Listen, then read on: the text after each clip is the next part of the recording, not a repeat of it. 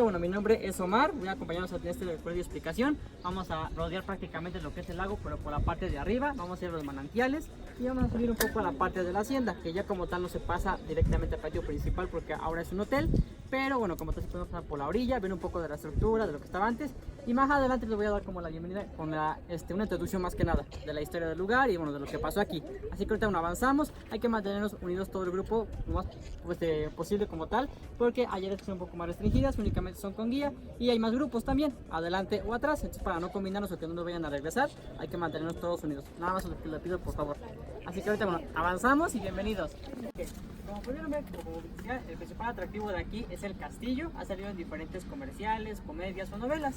Originalmente fue una casa de descanso al estilo inglés y tiene aproximadamente 120 años. Pero el casco o casa principal se encuentra acá atrás, aquí a mis espaldas. Esta es la parte de la hacienda, donde habitaron todos los dueños. Y como les decía, actualmente ya lo ocupa el hotel. A partir de 2012 se concesionó a Hoteles Misión y es por eso que lo ocupan. Y ya uno no podemos accesar como tal porque ya es para los huéspedes. También, bueno, esta hacienda como tal se fundó desde el año de 1777 como un marquesado de Selva Nevada. Los primeros dueños fueron españoles, el señor Manuel Rodríguez de Pinillos y su esposa la señora Concepción. Ellos se habitaron aquí por un tiempo. Se dice que la señora Concepción se quedó viuda. Al morir su esposo, ella heredó el marquesado. Ella y su hija se van a vivir a la Ciudad de México. Allá conocen un famoso joyero que venía de Liverpool, Inglaterra, a don Tomás Gillou. Él habla la riqueza de la hacienda, se casa con la viuda y se vienen a vivir aquí. Nadie sabe para quién trabaja, ¿verdad? Vienen a vivir aquí un tiempo, después pasa el tiempo como tal y la señora Concepción se queda, ella fallece también, fallece y se queda la hija, la señorita María Zavalza. Ella fue la única heredera, pero como don Tomás Gillou ya había invertido mucho de sus bienes en la hacienda, él decide casarse en segundo matrimonio con la hijastra, con María Zavalza. Ahora sí que todo quedó en familia. De este segundo matrimonio nace un hijo, que fue Eulogio Gillou Zavalza. Eulogio desde pequeño estudió en Europa, después regresó y más tarde se convierte en un monseñor. Incluso llegó a ser obispo de Oaxaca. Y bueno, pues también dueño de la hacienda. Y es monseñor Gillou el que manda a construir el castillo hasta 1898. Y el castillo tenía diferentes funciones. En la planta baja, una sala de armas y salón de billar. En el segundo nivel, dormitorios para maestros y algunos invitados. Y el tercer nivel era salón de baile y para escuchar música. Si lo vieron desde arriba del tragaluz, se veía como un salón, entonces era salón de baile. Esas eran sus funciones. A pesar de que ya existía, siempre habitaron aquí en la hacienda. El castillo nada más fue como un pequeño lujo, un capricho de él. Como tal, bueno, tenemos esta parte que es la entrada principal. También tenemos los arcos. Esta fachada como tal de la hacienda. Aquí antiguamente era como habitaciones para los caporales. Aquí eran también caballerizas. Actualmente pues ya lo adaptaron para habitaciones del hotel. En esa parte de allá también tenemos ese árbol, bueno, que se ve desde aquí. Ese es un fresno. Es el árbol más antiguo de toda la hacienda. Tiene poco más de 2 siglos. Es el único en su especie y también es el más antiguo. Ya los demás que vamos a ver más adelante ya pues, son ahuehuetes, eucaliptos. También se vieron por la entrada que teníamos unos que eran de maple, eran canadienses, estaban por la taquilla, también tenemos ahí varios. Y este lado vamos a ver algunos eucaliptos también. Y bueno, esto que estamos recorriendo ahorita es una muy pequeña parte de lo que en realidad ocupaba la hacienda. Como el señor Gillou, que fue el dueño más importante de toda la hacienda como tal, llegó a alcanzar hasta 6,000 hectáreas.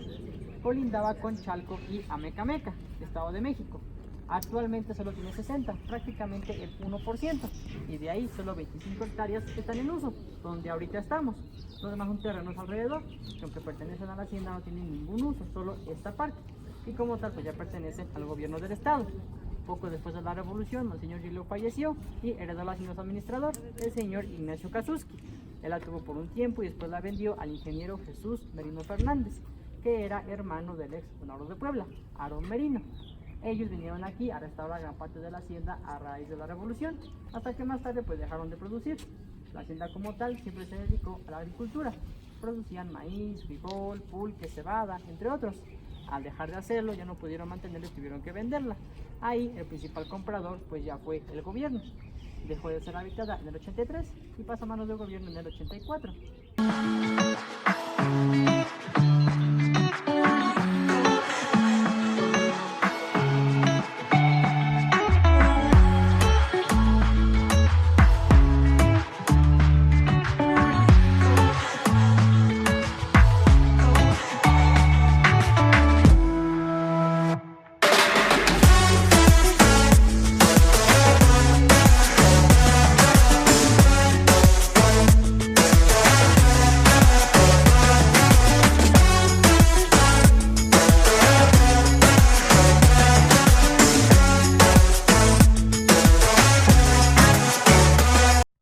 se ven todos los yacimientos de agua como tal, porque uno viene más atrás, pero aquí adelante sí vamos a ver algunos nacimientos de agua, que son los manantiales. Estos vienen del deshielo de los volcanes, principalmente del Iztaccíhuatl.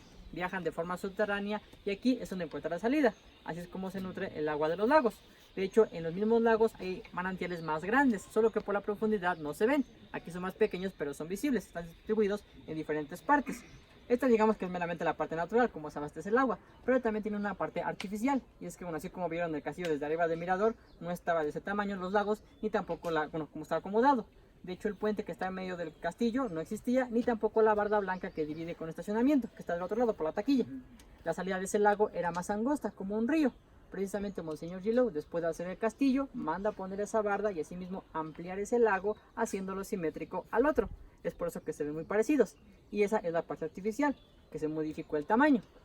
También aquí en el manantial vamos a tener algunos partes de los nacimientos, algunos peces. Tenemos algunas truchas, en su mayoría arcoíris. También tenemos unas albinas y una llamada koi, que es un pez japonés. Es una naranjita con manchas negras. A veces se deja ver, a veces no. A veces estaba escondida. Ahorita esperemos que se deje ver. Esa como tal no es un poquito tímida. También tenemos algunos zapateros, que no son los que limpian zapatos, sino de los insectos que caminan en el agua. También con la luz del sol se ve muy bonita la sombra, entonces también lo podemos ver.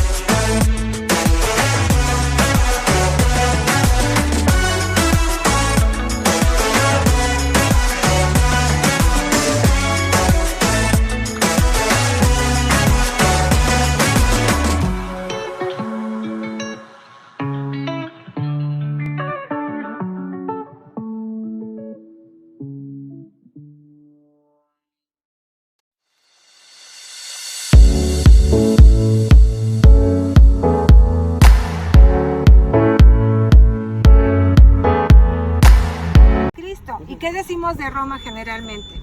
La ciudad eterna, Rómulo y Remo, todo esto.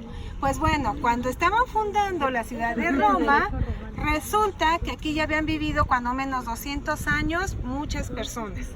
Se había fundado esta ciudad no con la idea de ser Cholula, la que conocemos ahora con la pirámide y la importancia que tuvo desde el punto de vista sagrado. Pero sin embargo, pues sí fue muy importante que empezaran a juntarse aquí para comenzar olmecas como la cultura madre. Después llegaron mixtecos, después llegaron teotihuacanos. De hecho, lo que vamos a ver construido de la pirámide, la mayor parte es de teotihuacanos. Después llegaron olmecas xicalancos, que no se quedaron nada más aquí, se fueron también a Tlaxcala. Después llegaron otra vez teotihuacanos, huejotzincas. ¿Y qué creen? Los aztecas también trataron de someter esta ciudad, cosa que no pudieron. Ellos estuvieron por aquí 200 años aproximadamente, nada más. Entonces, 200 años comparados con 3000, pues no son nada. Y nos dejaron ahí un altar, nada más, ha sido lo único que han encontrado de aztecas. Y hasta que llegaron los españoles. Entonces, como ven, no están en cualquier lugar, no están en cualquier ciudad, están en una de las más importantes porque, por ejemplo, oímos hablar de Tulum y del pueblo de Tulum. Ese pueblito nació gracias al turismo que empezó a llegar a las pirámides, a la zona arqueológica. El pueblito no existía. Chichén Itzá igual, lo que pasó con las pirámides de Teotihuacán, lo mismo. Y sin embargo Cholula no. Cholula nunca ha sido abandonado desde las primeras personas que llegaron a vivir a este rumbo. Cholula. Cholula, el nombre del espacio es completo, es Tolan, Cholola, Tlachihualtepec. A ver, repite.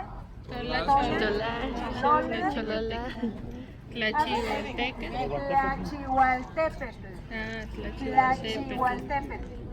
Tolan es lo que le da lo sagrado al espacio, como Tula en Hidalgo. Recuerden que Tula es un lugar sagrado porque ahí nació Quetzalcóatl.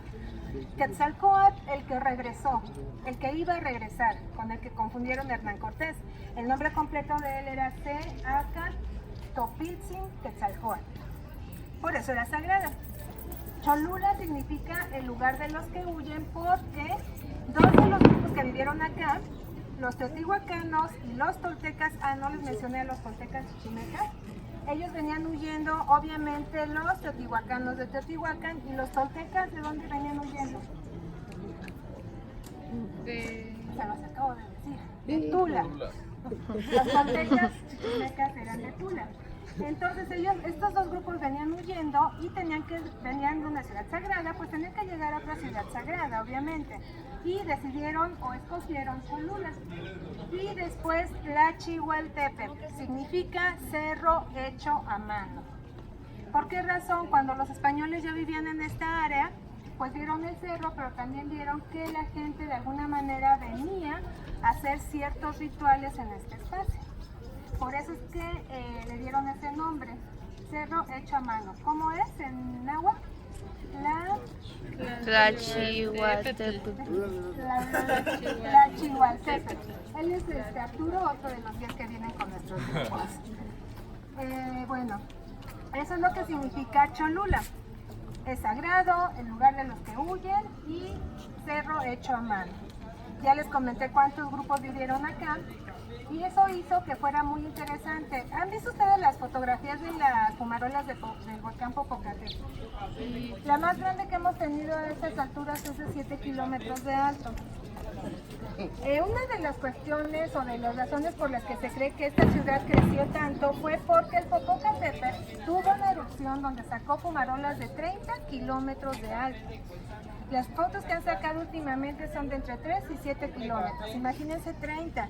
La cantidad de material incandescente, de arenilla, de hecho hace muchos años, como 10 yo creo, no más, como 15, hizo erupción, perdón, hizo erupción y hagan de cuenta que andábamos con nuestras sombrillas porque era tan grande la fumarola y tenía tanta arenilla que no podías salir a la calle sin que te bañaras de arena, ¿no? Entonces andabas con tus sombrillas. No me quiero imaginar cómo fue en aquella época. Ahorita viven alrededor de 300,000 personas de Morelos, Tlaxcala, Estado de México y Puebla. En aquella época no eran tantos, pero todos los que vivían allí se vinieron sobre todo a Cholula, porque era una ciudad que estaba comenzando a crecer, estaba emergiendo. Aquí lo genial fue que los gobernantes se pusieron bien las pilas y empezaron a organizar a la gente de tal manera que empezaron a construir la pirámide que vemos ahora. Obviamente no creyeron que iba a ser tan grande. La primera fue de 32 metros de largo por 19 de alto.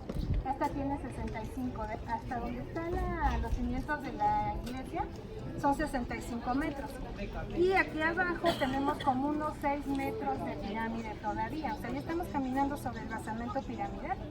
Ahorita dentro vamos a ver una maqueta donde podemos observar cómo son todas estas pirámides. ¿Y por qué es tan especial la zona de Cholula?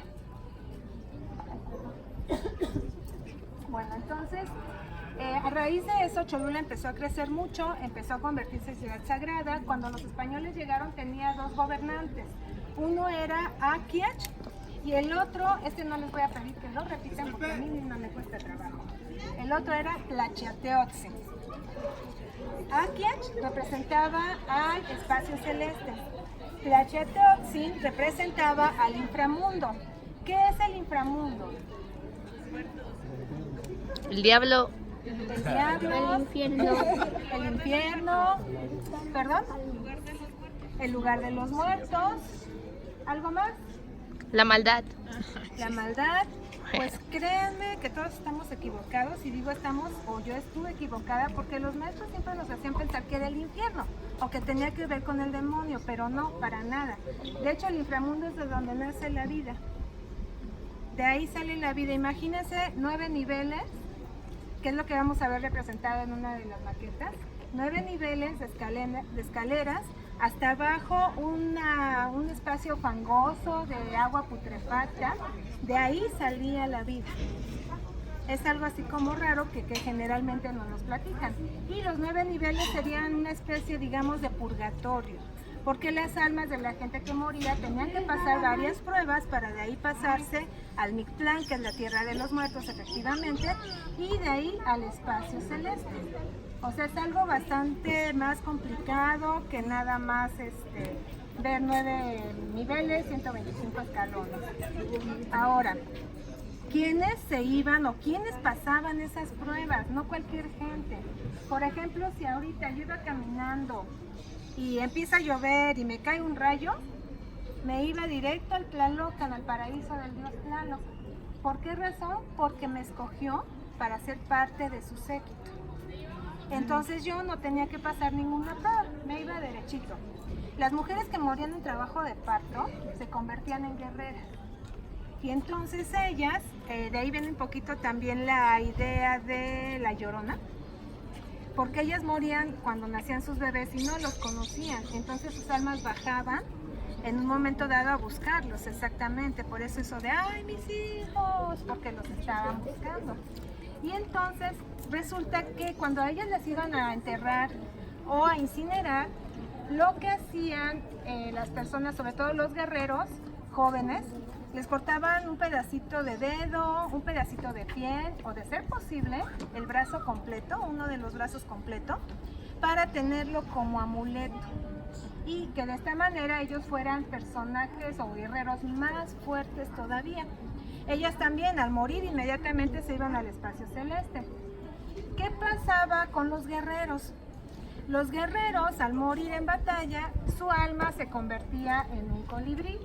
Y aquí otra pregunta. ¿Cómo se llamaba el dios de la guerra entre los aztecas? Todo esto es historia de este pueblo. Todos se lo saben y meto la mano en el fuego. Huitzilopochtli, ¿verdad que todos lo han escuchado? Huitzilopochtli.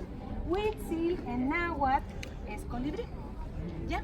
Ok, vamos a pasar entonces. ¿Qué es lo que vamos a ver aquí? Una réplica de un mural muy importante. De hecho es importante porque hay muy pocos, son de la época más o menos de los murales de Bonampak en la zona maya. Y otro detalle es que este está pintado sobre lodo, sobre adobe. Y eso ha costado mucho trabajo para los restauradores, ¿no? El original mide 66 metros de largo, tiene 110 personajes diferentes y entre ellos una mujer que además es una mujer anciana. Ahora, ¿qué están haciendo estos personajes? Bebiendo pulque. Se supone que bebiendo pulque. ¿Qué otra cosa podrían estar bebiendo en vez de pulque? Chocolate, café. No, café no. No, café no. ¿Por qué no? Se corren otro poquito, todavía hay gente en la puerta. Gracias. ¿Por qué café no? ¿No había granos? No se había originado, o sea, no había granos de café aquí todavía. El café fue traído por los españoles. ¿Perdón? Pozol podían haber estado tomando también. Atole. Un mezcal, algún tipo de mezcal, alguna bebida alcohólica. Se supone que puede haber sido pulque, porque sabemos que el pulque es la bebida sagrada por antonomasia, ¿no? Pero el pulque no se empezó a utilizar hasta después del año 400 después de Cristo. Y estos son del año 350 después de Cristo. Entonces ahí hay cierto pique entre los arqueólogos para ver qué era lo que estaban bebiendo. Ahora, ¿qué estaban celebrando? Probablemente un ritual al dios del sol. ¿Cómo se llamaba el dios del sol? Tonatiuh, exactamente. Gracias. Y tal vez la firma de un tratado comercial, porque Cholula tenía que ver con el comercio, con muchísimas culturas también. Hagan de cuenta que aquí en Cholula podían escuchar ustedes todos los idiomas que se hablaban en ese momento en Mesoamérica. A ese grado llegó a tener importancia. Si se fijan ustedes también otro detalle, los personajes que están aquí abajo no tienen cara humana. Pareciera que están usando una máscara. Alguna vez leí con un autor que desgraciadamente no se me ocurrió tomar el nombre, que probablemente esta agua estaba dividiendo el mundo real del inframundo, que se me hace algo bastante lógico. La cuestión es que el resto del mural no tiene precisamente esta línea. Hay partes del mural donde está todo completo, entonces es así a la adivinanza, ¿no? Al final de cuentas, ¿quiénes sabían lo que quería decir esto? Ellos. Solamente ellos. E imaginen esta pintura alrededor de todo el patio de los altares. Para eso era lo que se utilizaba. La cerámica recibe un nombre muy especial, se llama cerámica códice. ¿Por qué? Porque nos va a platicar algo. Probablemente el plato que está de su lado, bueno, de mi lado así derecho, ven que tiene tres líneas, una café, una naranjada y una roja. Se cree que eso pudo haber sido las puntas de los magueyes. Recordemos que muchas veces se sacrificaba a la gente para que al día siguiente volviera a salir el sol. Pero en este caso muchos sacerdotes lo que hacían es que con esas puntas se punzaban el lóbulo de la oreja. Y pues sabemos que esto es bien sangrón, ¿verdad? Y entonces con esa sangre que brotaba ya era la sangre del sacrificio. Y probablemente esas son puntas de maguey. Y esta urna que tiene cara como de rana o de sapo tiene un poquito que ver con la forma en que se creó Cholula. Se dice que hubo un gran diluvio y entonces mucha gente alcanzó a meterse en cuevas y los que no murieron se convirtieron en peces. Cuando empezó a descender el agua, Chelúa, que fue uno de los sobrevivientes, empezó a organizar a la gente y empezaron a construir la pirámide para que sirviera de refugio en caso de otro diluvio. Pero entonces los dioses se dieron cuenta de lo que estaba haciendo Chelúa y le dijo, oye, espérate, ya estás por llegar al cielo, te estás adelantando mucho. Y él dijo, no, porque es para proteger a mi familia, a mi gente. Y dijeron los dioses, no, detente ahí o vamos a mandarte algún castigo. Y como él siguió construyendo, lo que hicieron los dioses fue mandar o aventar una roca en forma de rana. Si ustedes ven en algún códice una especie de cerrito que tiene una rana encima, ese es el nombre de Cholula. Ese es el nombre de Cholula. Entonces, tal vez esta urna tenga algo que ver con esa creación de este espacio. ¿Preguntas? ¿Qué creen? Aquí hubo una matanza ordenada por Hernán Cortés. Hernán Cortés iba hacia la ciudad de Tenochtitlan y los aztecas les pidieron que los recibieran aquí, a los españoles. Pero llegó un momento en que los cholultecas no sabían si eran de fiar o qué iba a pasar y entonces lo que hicieron fue, en este caso, Hernán Cortés llamar a la población que estaba aquí alrededor y a una señal suya mataron a todas estas personas. Se cree que son entre 3.500 y 5.000 personas más o menos. Pero obviamente no eran guerreros, era gente como nosotros, ancianos, personas enfermas, niños, mujeres. Pero gracias a esto se dice que ya no se fue directamente hasta la Gran Tenochtitlán, que tuvo ahí algunos, más bien, se fue directo, ya nadie lo detuvo. Porque esta matanza sirvió como escarmiento a los grupos que quisieran agregarse a los aztecas, ¿no? Fue algo así muy raro. La otra la otra teoría que dan es que lo hicieron para que los indígenas se volvieran católicos.